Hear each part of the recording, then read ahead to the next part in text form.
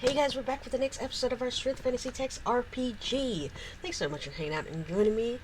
Last time we were still doing stuff for Thane Pyrond because we're trying to get the last skill, which is weaponry lances. It's the last skill left, and through doing stuff for the Thane, we'll be able to get that skill.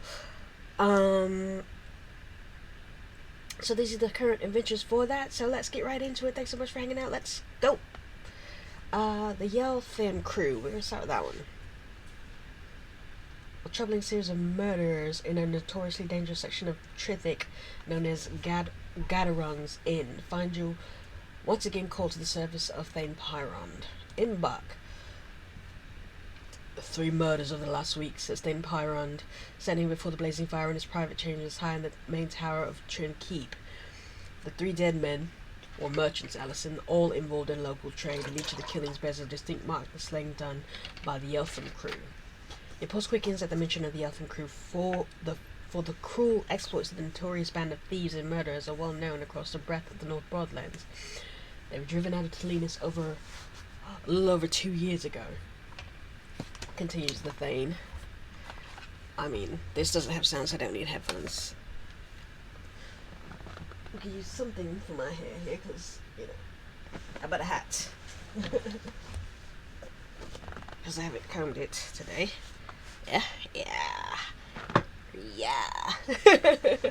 Your pulse quickens at the mention of the Yeltham crew. For the cruel exploits of the notorious band of thieves and murderers are well known across the breadth of North Broadlands. They were driven out of Telenus a little over 2 years ago, continues the Thane. Everyone suspected it was the end of them. I fear to say that all recent evidence suggests it was not. I dare say that the Yeltham crew now stalks the streets of this city. Thane Pyrond tells you that a trusted agent of his has been closely watching and gathering information about the group from the bread house in Gadarung's Inn known as the Crown Pig. The bread house appears to be one of the points from which they operate. The news I received back from my agent was encouraging, though I now fear for his safety. I've not heard from him in nearly 3 days. You learn that the agent managed to get regular messages back to the Thane ever since the inception of his mission almost 2 weeks ago. But 2 days ago, they suddenly cease. I fear he's run into some difficulty, he says, though you can understand I can hardly endanger him by sending in guardsmen or even mercenaries to distract him from whatever peril, if any, he's in. That's where I turn to you, friend. Thane Pirate tells you that he wishes you to seek out his agent in the Crown Pig bread house and either bring him to safety or report his fate. Okay. Thane Pirate nods and tells you that the mission can easily prove more difficult and dangerous than it would seem. Our man in the Crown Pig bread house in Gadarun's Inn only goes by the name of Farlook, he says. He will not announce himself in any fashion, even though he will likely recognize you as an ally. You must signal him by remarking out loud that the hunting conditions in Old North Wood, if he is about the hunting conditions in Old Northwood. If he is present and it is safe for him to do so, he will then reveal himself to you. The pirate places his hand on your shoulder. Farlook is a young man, Allison, with fair hair, and who has a sword with which he possesses a formidable degree of skill. If the man who answers the signal doesn't match the description is not a man, you are likely in a great deal of danger. Take all necessary measures to defend yourself. I don't need to tell you to be cautious, Allison, said the Thane as you prepared to leave, but I've gone ahead and said as much regardless. Tread carefully in Gadarun's Inn and always keep your wits about you. You bid Thane Pyrond farewell and promise that you will return with the news as soon as you are able. Without delay, you set out for the dangerous stretch of city known as Gadarun's Inn in search of the Crown Pig bread house. The Crown Pig is a small, ramshackle building located deep within the twisting nest of streets and alleys that make up Gadarung's Inn. Even at this early hour, the bread house is bustling with activity. You step inside and have soon obtained a large wedge of bread and a steaming mug of palo. Armed with that which you hope will help you blend in with the other bread house patrons, you look for a place to sit that will provide you an adequate view of the entire hall and your best chance of making contact with Thane's agent. You place the bread down beside you as you take a seat in the wooden bench that runs the entire length of the bread house's back wall. After a few sips of steaming pale, you begin to make casual mention of the dire state of the hunting grounds in Old North Woods with a few of the patrons sitting nearby. When you get no direct response to your statements, indeed very little apparent interest, you begin to fear that perhaps the man known as Farlook is no longer here. Suddenly, however, hope is reborn with the sound of a nearby voice. It's not all bad up that way, sounds a voice. There's plenty of game one knows where to seek it. The young fair-haired man who's been standing near the fire suddenly takes a seat next to you on the bench. He does not look at you when he speaks, but instead keeps his eyes focused on the floor. "Well met," he says, keeping his voice low as if he is being overheard. "I honestly wish our mutual friend had sent someone a bit less illustrious to fetch me out of this snake pit. Though I can't say there's anyone in the realms I'd rather have at my side. Of course, this is Gatteron's End, after all, and they may not even know the name of our good Thane up this way, let alone that of the kingdom's most famous adventurer." Well, I'm the most famous adventurer. A handful of patrons shuffled by, and the young man falls silent until they have passed. "I'm known as Varlook," he says, eyeing the group that just passed with considerable amount of suspicion. "My task here is done, and not a moment too soon. I fear that those most dangerous to me and the success of my mission are on to me. I think I would have been in a bad way leaving this bread house alone, but the odds have certainly shifted in my favour now." Varlook tells you that he will leave first by the front door, and you will follow him after he's exited. By no means can we let on that we're leaving together, or that we even know each other. If even a shred of my cover is still intact, it is worth preserving. I'll wait for you outside, and thank you, Alison. I wouldn't have wanted to brave these streets alone today. I mean, we know each other because you're sitting at my table, so it's too late. Varlook fetches a cloth bag next to him that contains a handful of his belongings, and has gotten up to leave when a pair of rugged, unsavory characters approach. The first man, a bit larger than his sneering companion, pours a mug of palo he's carrying onto the floor, and then brazenly accuses Varlook of having spilled it. The young man humbly apologizes, although you can discern from his demeanor that his sense of trouble is brewing. You only recognize the ploy being worked by these two men. You also recognize the ploy being worked by these two men. They attempt to goad Varlook into a fight. Varlook again offers the apology to the men, but they spew back a cup of steam of choice curses, apparently further attempting to incite the hostile reaction for the young man. Well, I'm not supposed to know him, so we're not going to do anything. The confrontation takes an ugly turn when the roughs hassling Varlook pushes past him into the wall. In the next moment, however, the young man, who Thane Pyrond indicated could handle himself well in the fight, lends profound credibility to that appraisal. Varlook pulls himself away from the wall, and in a flash has drawn his short-bladed sword. The larger of the two men rushes him, but quickly catches the hilt of the man's sword off the side of his head and tumbles to the floor in a heap. The bread house patrons scatter. While the first man writhes in agony on the floor, his companion draws a knife and is preparing to lunge at Varlook. Nah, leave him. Varlook nimbly dodges his assailant's initial strike and counters with a devastating blow to the head with the hilt of his sword. The knife-wielding man staggers forward and collapses to the ground. Varlook looks up, takes his belonging, and quickly exits the bread house. You follow swiftly in his wake. Varlook is waiting for you just outside the bread house, and Sryth exchange no immediate word, but instead heading off to the eastern district of the city and ultimately Trin Keep. The Yotham crew is alive and well, it seems, he says, as you move swiftly out of Gatteron's Inn, eager to reach a safe part of Trithik. The group is organized as well as they ever were, and just as brash and defiant as the history dictates. You learn that the band of thieves and murderers known collectively as Yotham's crew is led by a secretive and powerful triumvirate. What? Triumvirate. Okay. Must Google. A group of three men holding power, in particular the unofficial coalition of Julius Caesar, Pompey, and Crassus, and the second, a coalition formed by Antony, Lepidus, and Octavian. Triumvirate. Okay. Interesting. Which is in turn governed by a mysterious figure that Varlook has yet to discover. One of the leaders is here, in Trithik, he confides, as the two of you dart toward the short alley and merge in main thoroughfare. Though the two are likely elsewhere, making a single swift strike over the head of this serpent an impossibility. They are wicked men, Alison, pursuing wicked ends, and they will use all means, both savage and cruel, to achieve them. We do ourselves many favours by defeating them before they can take root here. Sure. Remain close to Varlook as you move through the teeming city streets, and keep a watchful eye out for any sign you're being followed or that you're striding into an ambush. As you turn onto Lampshine Way and into the city's eastern district, a loud whistling sound fills the air and something streaks past the left side of your head. You spin around and find yourself staring at a cloaked woman standing almost 20 yards behind you. The woman holds a strange wood and iron device in her hands, which she hurriedly fidgets with. You're horrified. You realize she's reloading a bolt sling. You shout to one of the Varlook, who turns and looks aghast upon the deadly missile firing weapon that the woman is now bringing up to her shoulder. A sharp click, instantly followed by a loud whistling sound as the bolt sling hurls a sharpened metal bolt through the air straight towards your chest with impossible speed and accuracy. Fortification. The metal bolt screaming through the air towards your chest strikes the invisible barrier you've erected and deflects harmlessly to the left. The would-be assassin turns the deadly weapon and follows and loses another shot, which only manages to graze him on the shoulder. Then she conceals the bolt sling beneath her cloak and slips away into the crowd.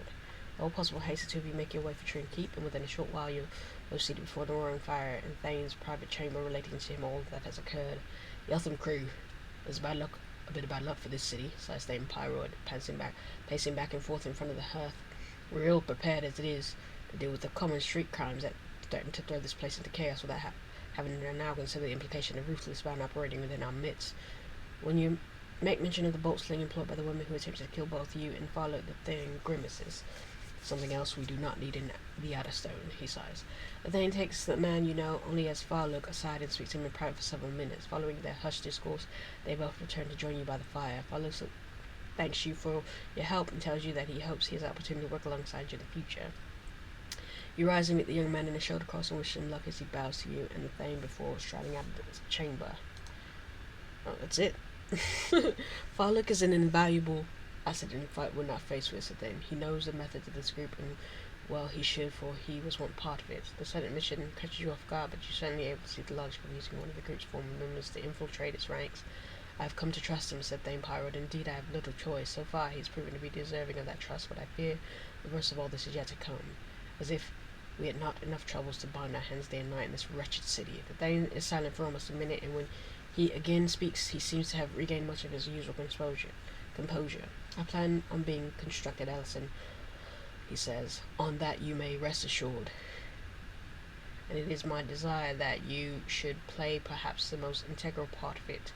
I shall be calling on you before long, friend. You bid the Thane farewell and make your way out of Trinkeep in the back streets of Sryth. Yeltham crew.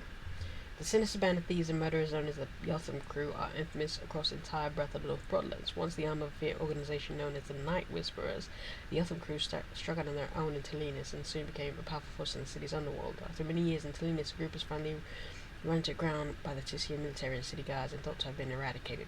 Recently, however, rumors has it the group has resurfaced in Sryth and is being headed by a mysterious figure that commands both fear and respect.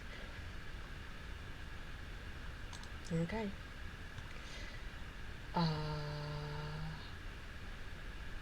Let's leave right quick and hit the windowless building for my daily bonus,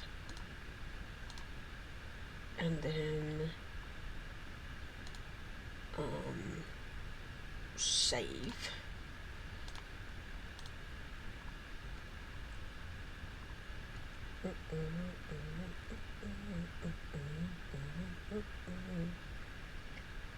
Alright, let's go back. What?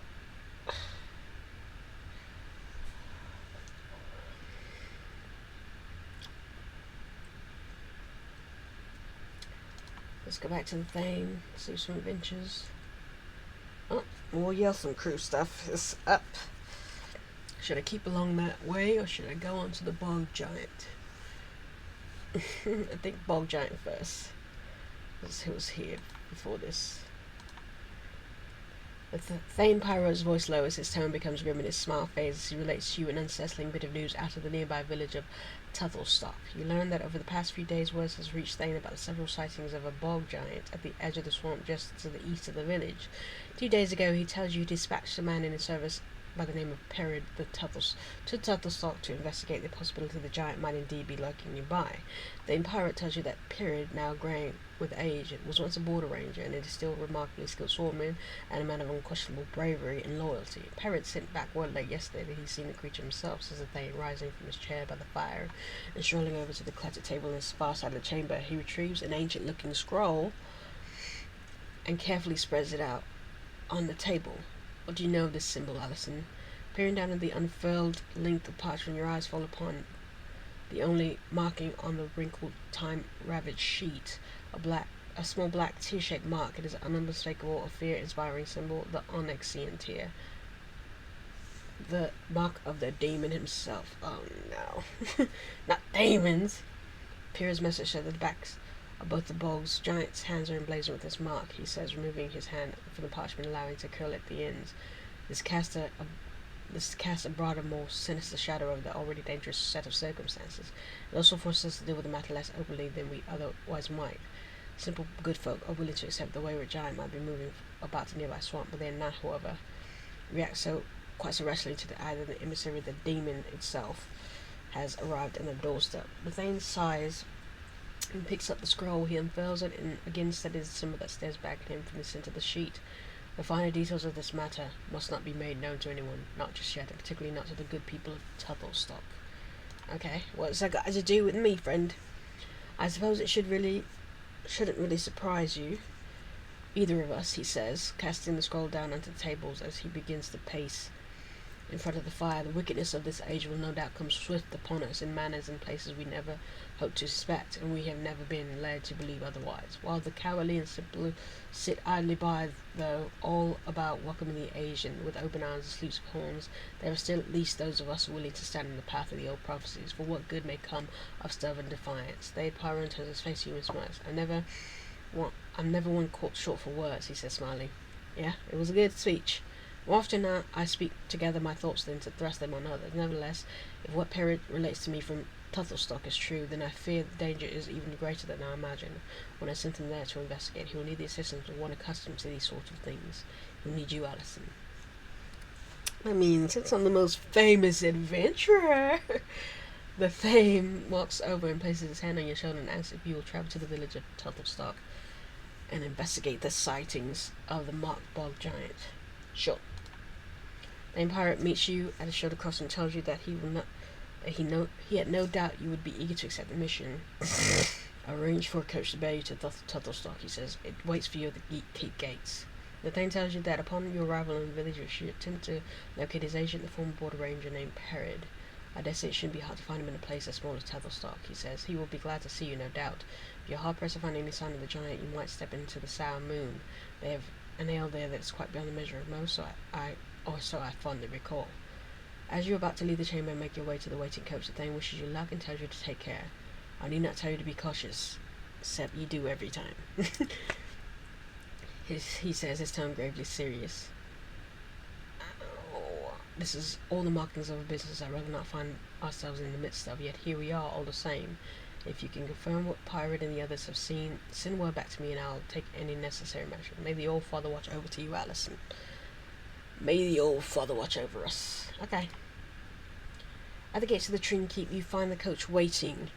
The driver leaps down and opens the door, ushering you into the sparse but clean interior of the carriage. You just hold tight in there, he tells you as he climbs back into his seat at the front of the wagon. We'll be up about the old village before you know it. The first leg of the relatively short journey to Tuttlestock proceeds without incident as the coach rumbles along the road outside Sryth, slowly making its way east into the more desolate country that surrounds the village.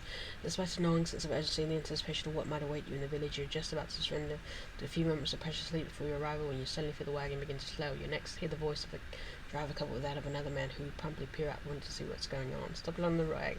Alongside the wagon, directly across from the driver on the opposite side of the road, sits a lone man and a chestnut steed. The man's guard quickly identifies him as a border ranger, and you immediately eager to see if he bears any news regarding the events in Tuttlestock. You see, bad guy, your eyes suddenly fall upon something on the ranger's horse that's central pace racing. Just above the creature's right foreleg is a small dark mark in the shape of a tear, much like the one you viewed in Thane Pirate's Scroll. It's the unmistakable symbol, the Onyxian tear. Without warning, the horse rears up and the ranger vanishes. A horrifying transformation comes over the chestnut steed. Before your eyes, the sturdy horse transforms into a amorphous yellow creature of slime. Not more yellow slime, people!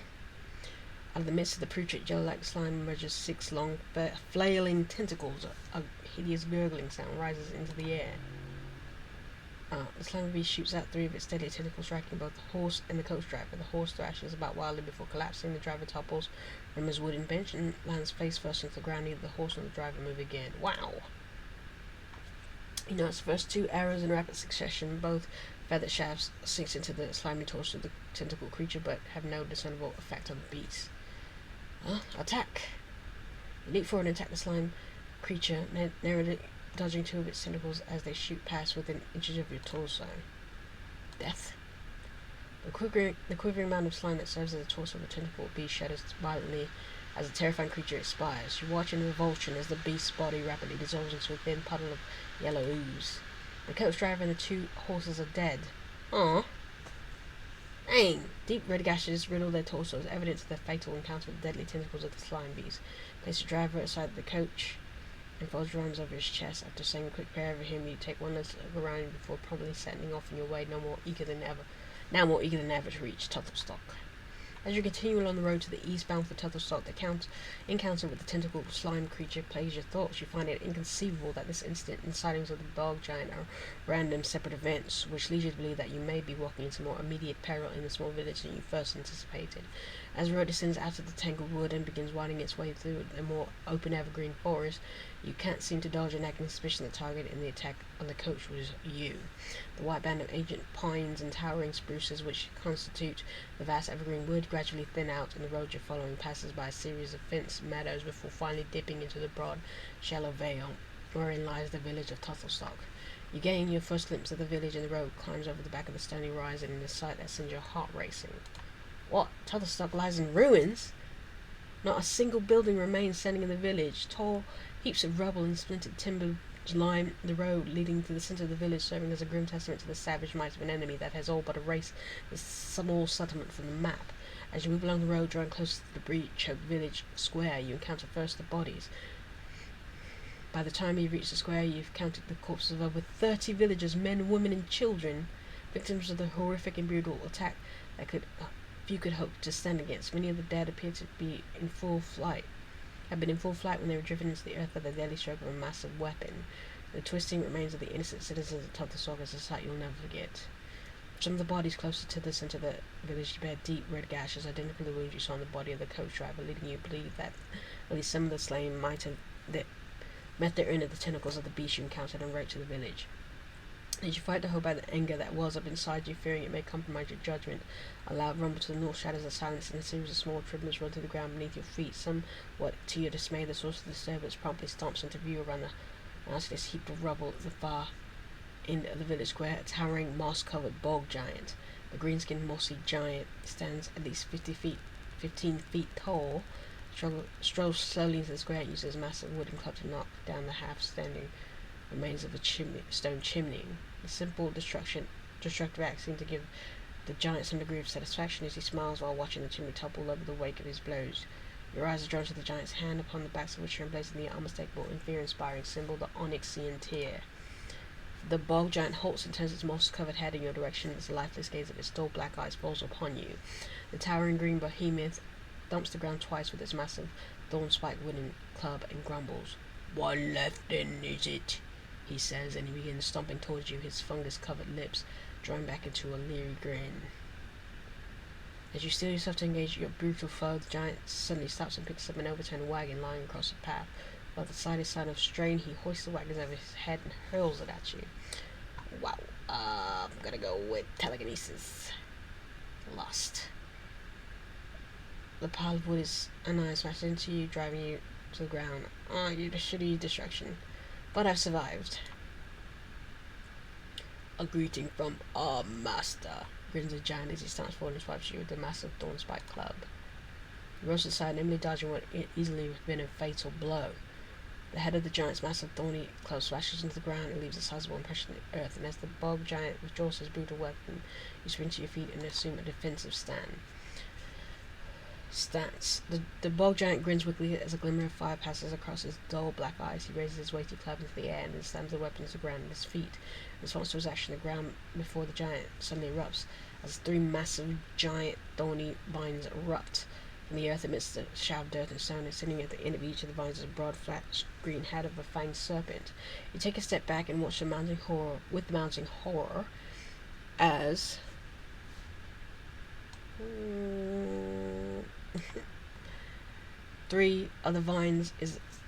each of the 3 vines is the broad, flat, green head of a fanged serpent. You take a step back and watch with mounting horror as 3 vine serpents slither swiftly towards you. The bog's giant cruel laughter fills the air as the first of his summoned minions reach you.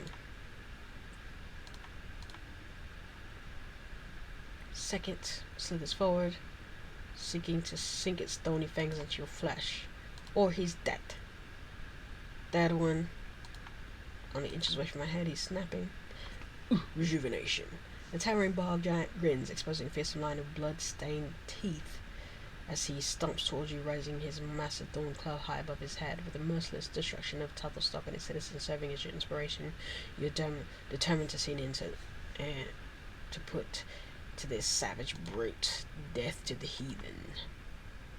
As a torrent of greenish blood spilling down its sizable torso, the bog giant staggers to the left and then topples sideways, striking the ground with a reverberating thud. You watch in amazement as the massive humanoid's body swiftly melts into a broad, pungent puddle of muck and moss. As you turn away from the unsettling sight, you spot something moving in the ground nearby. Writhing about in the ground only a few yards from you, where you stand, is a small tear-shaped shadow. You cautiously approach the shadow, horrified by its appearance. Up close, it is shaped with the onyxian tear that Thane Pyrond showed you in the ancient scroll. The very sight of the dark dancing, shadowy tear sends a chill through you as you realize that you're gazing upon the mark of the demon. Probably if I touch it, I'll be compelled. I'm gonna leave it. I don't want to be under the throes of a demon. You know the shadow mark, and after only a few minutes it vanishes, leaving no trace of itself on the ground. Without further delay, you turn your attention to the ruins of Tuttlestock. Where you stand, your eyes scan the scene of destruction. Anger wells up within you as you slowly begin to pick your way through the piles of rubble and debris that only a few short hours ago were the homes and buildings that made up the center of Tuttlestock. As you pass by a particularly steep pile of stones and timber, the unmistakable sound of a child sobbing reaches your ears. At a second thought, you tear around the corner of the mountain of debris upon your face, facing 5 small children. Oh, one child, a dark-haired boy, perhaps 5 or 6 years of age, sits on the ground, sobbing uncontrollably as the others bend over him, attempting to lend what comfort they can. As you approach the children, the children turn and begin to slowly back away. It takes several moments for you to convince the children that you mean them no harm, and the surprising turn of events, all 5 suddenly rush forward and throw their arms around you, each of them breaking down as they lean against you and keep from falling to the ground. For a better part of 5 minutes, you do nothing but listen to their sobs as they try to allay their fears. When a couple of the other children have somewhat regained their composure, they seem eager to talk, and you're only willing to hear what they have to tell you. You listen as the children tearfully tell you how they hid in the cellar of the house just as the giant began its attack on Tuttlestock. 3 boys and 2 girls, none of them older than 10, are understandably shaken by their recent ordeal. After comforting them as best you can, you move them a safe distance from the village before returning to make a final search for other survivors. Despite maintaining a faint glimmer of hope, your search proved to be in vain. All you discovered throughout the village are the bodies of those citizens of Tuttlestock, unfortunately enough, to have found themselves in the path of a bold giant. Near the northern edge of the village, you find the body of a chain-clad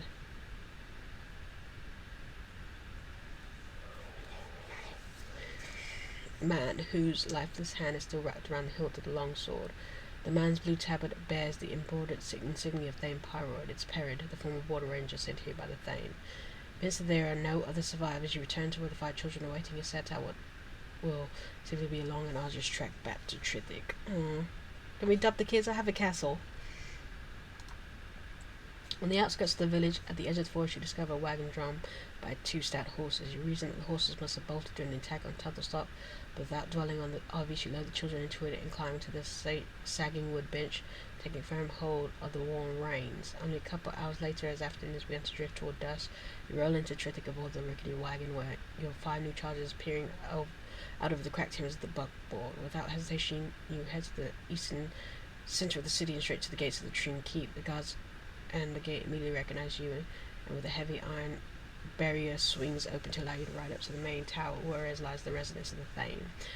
More than once, Keep servants rush up to you and offer to take the children, but you refuse to relinquish them, and instead proceed up to the Thane's private quarters with all 5 of the bewildered refugees following at your heels. You're within 10 paces of the chamber when a heavy oaken door opens and a commanding voice of Thane Pyrond beckons you to enter. Thane Pyrond is first to be puzzled by the appearance of the children, but after looking at them for only a few minutes, his demeanor shifts from one of puzzlement to one of fatherly compassion. He crouches down in front of the 5 children, asking their names as he gently places his hand on each of their heads in turn. He rises and summons his servants. Within moments, 2 women and a man appear in the chamber and bow before both you and Thane. He tells you to take the children, prepare a comfortable room for them, and they will remain under his guard as his guests. I'll see that we discover if possible the fate of that kin, he says in a tone grey when the children have gone. If matters are as I fear, based mainly upon their arrival with you, then I shall see to it that they take it into the care and custody of a dear friend of mine, Brother Adric of Leas Monastery. That, however, is a matter of tomorrow and beyond. I know, Brother Adric. Following the departure of the children, retreat the Thane to the thorough account of the invention and Tuthelstock, beginning with the tentacle beast and the death of the coachman, and ending with the slaying of the mock-bog giant. Sryth, Overlord, sits in the high-backed wooden chair before the fire, and his head bowed as he listens to your narrative of the horrific series of events. When you finish your account, Thane Pyrond sighs and rests his chin on his fist. Pyrond was a good man, he says, responding to your mention of having found the body of the border ranger. I'm certain he fought to the end against the beast. It would make him smile to know that you returned here with the children, though not. Let us hope we shall yet discover more survivors. The Thane suddenly rises and calls for one of his servants. The young man arrives and bows to both you and the Thane, and is promptly instructed to fetch the master at arms. He again bows and swiftly departs. I'll have 100 men in that room. What remains of Tuthelstock within 3 hours, said Thane Pyrond. Perhaps there are others hiding in the rubble, and any who fled might well return.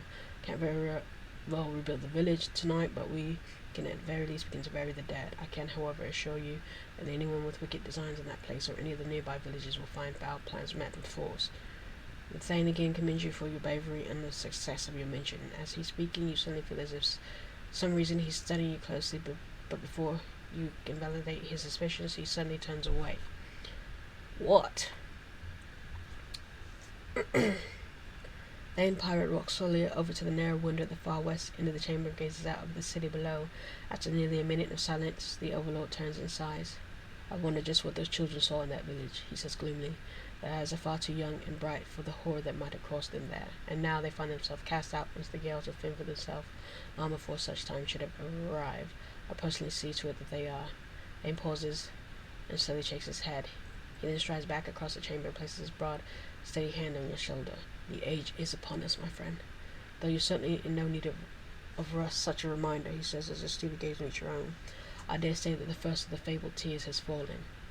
Allison, but what are we to do?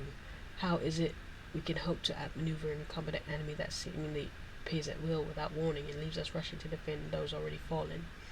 You meet Thane Pyrond in the shoulder cross and remind the golden-bearded warrior that fear and despair are amongst the most powerful weapons wielded by the demon and its agents. He smiles.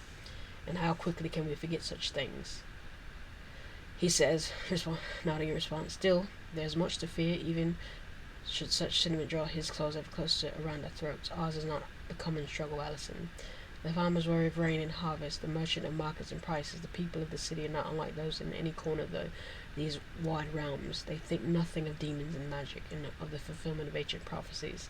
It is life itself that serves them, and as us, with fear, for so often is the common struggle, as much as anyone could hope to bear.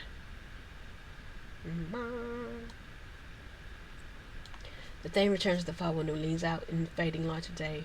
That leaves us, Allison, he says, without turning around. It's the men and women like us who will write the history of this age, or at least begin it. Where it goes without what passing is not for us to say. I suppose, though, I should very much like to think. Then Pyrond pauses and turns away from the window and sighs. Well, that's about enough of that, he says, smirking. You needn't be so polite, Allison, and suffer through my prattling.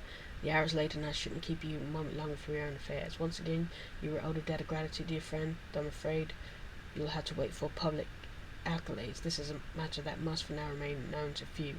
You bid farewell to the Thane and make your way out of his chamber. As you step into the corridor, Thane Pyrond voice carries after you. Very nearly dusk, Allison. I wouldn't terrify you. After all, there's a curfew over the city. Dude, you know I live here, too. I'm not going out into the city. I'm going to lay down. Alright, that's the end of this episode. Wow. Well, demon tears.